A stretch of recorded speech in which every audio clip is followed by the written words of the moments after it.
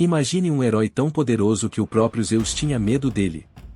Um guerreiro quase invencível, mas com uma única, fatal fraqueza. Prepare-se para mergulhar na saga de Aquiles, o maior dos heróis gregos, em uma jornada que começa no seu nascimento e o leva direto para os campos de batalha de Troia. Esse é o Épicos da História, e hoje vamos desvendar a primeira parte dessa lenda épica, contada de um jeito que você nunca ouviu. Então já deixe o seu like, se inscreva no canal e fique conosco, porque o destino de Aquiles é uma história que você não vai querer perder. No universo dos deuses e heróis, onde o destino era um roteiro sem rascunho, havia uma história que, por mais grandiosa que fosse, já nascia com um peso enorme.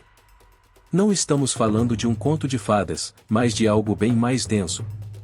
Era a história de Aquiles.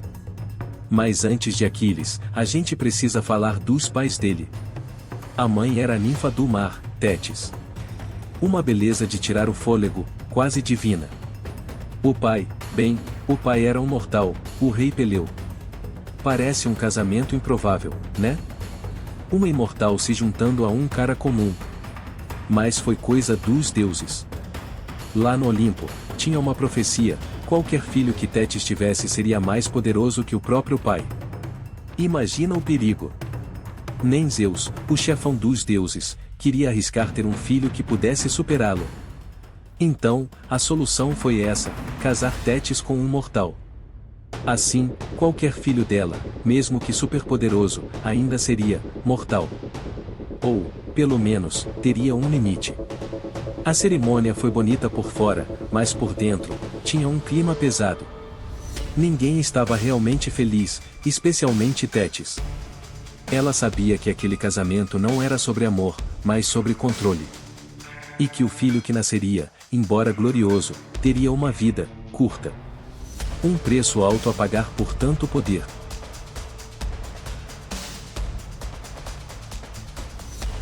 E assim, nesse cenário de arranjo divino, Aquiles veio ao mundo.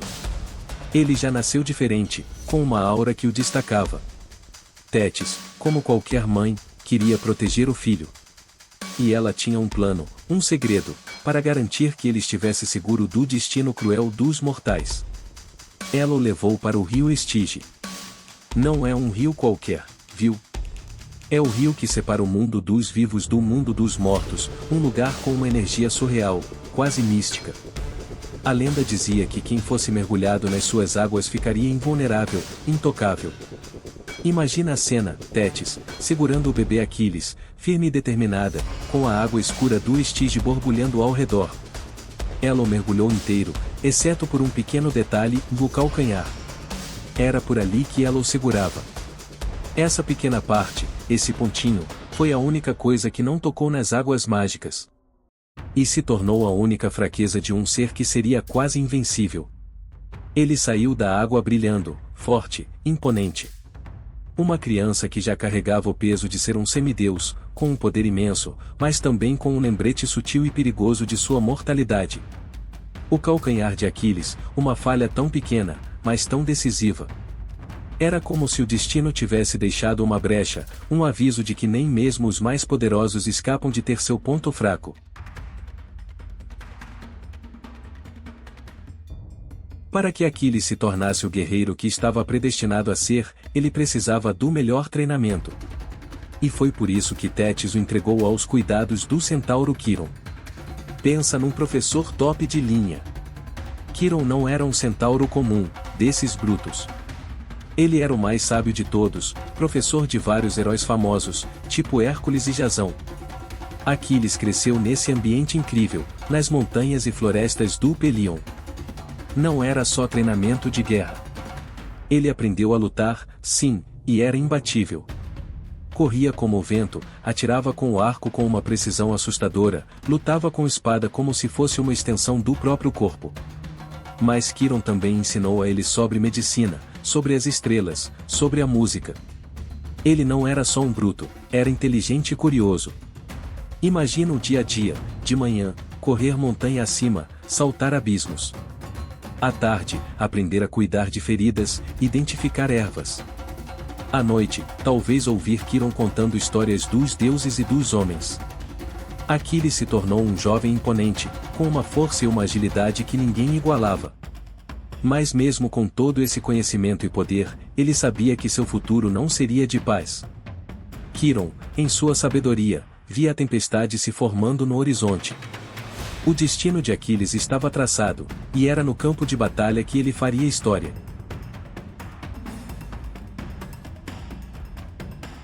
Parece estranho, né? Mas acontece que a tal guerra de Troia estava para explodir. E uma profecia antiga dizia que Troia nunca cairia sem Aquiles. Ninguém queria perder o maior guerreiro da Grécia antes mesmo da guerra começar. Mas Tétis, a mãe superprotetora, sabia que se Aquiles fosse para Troia, ele morreria. Então, ela fez o impossível para tentar enganar o destino. Escondeu Aquiles na ilha de Esciros, disfarçado de mulher. Sim, o maior guerreiro da Grécia passou um tempo vivendo como uma garota no palácio do rei Licomedes, entre as filhas dele. Por desespero de uma mãe. Aquiles, claro, não estava muito confortável nesse papel. Ele tinha o corpo e o espírito de um guerreiro, e aquilo o sufocava. Só que a Grécia precisava dele. E aí entra em cena um dos caras mais espertos da mitologia, Ulisses, o rei de Ítaca. Ulisses e seus companheiros foram até Esciros com uma missão, desmascarar Aquiles e levá-lo para a guerra. Ulisses não era bobo. Ele armou uma cilada. Chegou no palácio oferecendo presentes, joias e tecidos bonitos para as mulheres, e no meio, estrategicamente escondidas, algumas armas e armaduras. As filhas do rei foram direto nas joias, como esperado. Mas quando um grito de batalha falso soou do lado de fora, ou quando Aquiles viu as armas, o instinto falou mais alto. Ele não hesitou. Lançou-se sobre as armas, assumindo a postura de um guerreiro pronto para o combate. O disfarce caiu. Ulisses deu um sorrisinho vitorioso.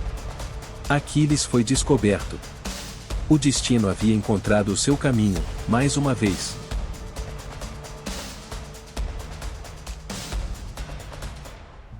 Com o disfarce desfeito, Aquiles não teve mais como fugir. Ele se juntou aos outros heróis gregos.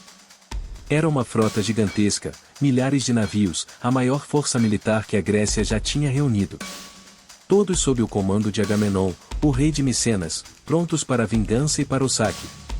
Aquiles, em sua armadura, liderando seus fiéis mirmidões, seus guerreiros pessoais, tão leais quanto ferozes, embarcou em seu navio. Ele olhava para o horizonte, talvez com um misto de empolgação pela glória que viria e uma ponta de apreensão pelo que o aguardava. Ele sabia que estava indo para a batalha que definiria sua lenda. A viagem foi longa, turbulenta. E à medida que se aproximavam de seu destino, o céu começou a escurecer. Nuvens carregadas, relâmpagos cortando a escuridão. Era como se os próprios deuses estivessem anunciando a tempestade que estava por vir, não só no céu, mas na terra. E então, lá estava ela. Troia. Imponente, com suas muralhas massivas, parecendo inexpugnáveis.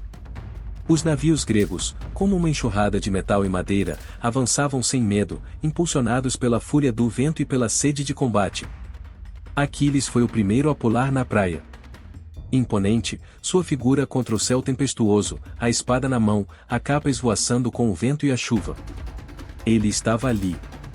O herói predestinado. Cara a cara com as muralhas de Troia. Ele havia chegado. Mas nem mesmo os semideuses escapam do destino, e o dele estava apenas começando a se desenrolar diante daquela cidade. Essa foi a primeira parte da incrível e trágica história de Aquiles. O semideus que desafiou o próprio destino, mas que carregava sua única fraqueza desde o berço. Se você curtiu essa jornada, não se esqueça de deixar seu like e compartilhar o vídeo com quem também ama mitologia. E para não perder a continuação dessa saga épica, inscreva-se no canal e ative o sininho de notificações.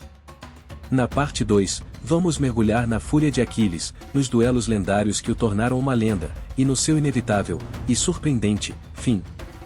Mal posso esperar para te contar o resto. Obrigado por assistir e até o próximo vídeo.